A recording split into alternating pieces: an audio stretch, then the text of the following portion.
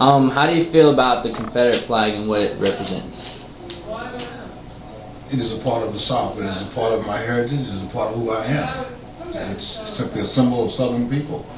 If you're talking about the battle flag, it's the flag of the soldiers. If you're talking about the first national, second national, or third national, you're talking about a governmental flag. But the Confederate flag is a symbol of Southern people.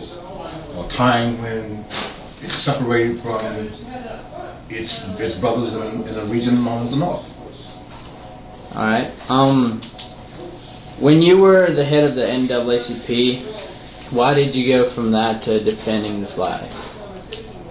That's a long story. It'd take all night for me to tell you that. But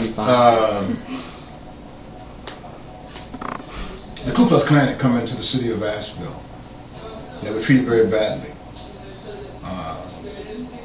Some of the folks on my executive committee wanted to go down and confront them. I did not want to do that. I was very troubled by the fact of some of the tone of the conversation.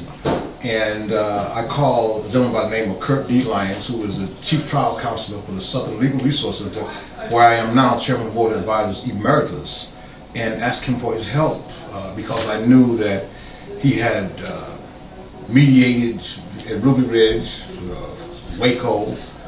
He had defended most of the black folks there. And his reputation had been that he had defended a member of the Ku Klux Klan, and he was acquitted. So I knew that he had a background dealing with these kinds of folks, so I asked him for his help. Needless to say, he told me that he really didn't know these people, but that the mayor of the city of Asheville had also asked him to contact these folks and ask them not to come back to the city of Asheville. A chain of events took place, and an illegal election was run on me at the NAACP. I'll put that in, but that's way off on a tangent. It's neither here nor there.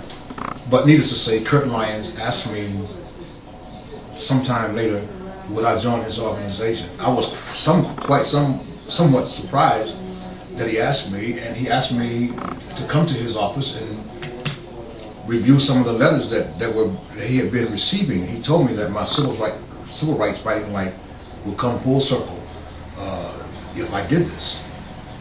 As I began to read these letters, I was somewhat surprised that a great deal of babies, and I say babies, children from high school, middle school, talked about how they were losing their First Amendment rights, limited First Amendment rights at the schoolhouse door because of wearing the Confederate flag, like the shirt I have on here now, with Dixie Outfitter, or just a symbol of the flag. Somewhat surprised at the number of young black folks who also talked about this, how they were told to turn their shirts inside out, take them off, or go home. And they talked about how that their ancestors had fought and died and earned a place of honor and dignity under this flag.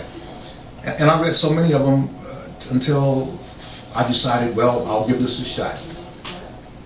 Giving it a shot, I found myself standing outside of the NAACP office, which had now moved from the historic black district into an office housed by some folks that I was in the process of suing as president of the NAACP.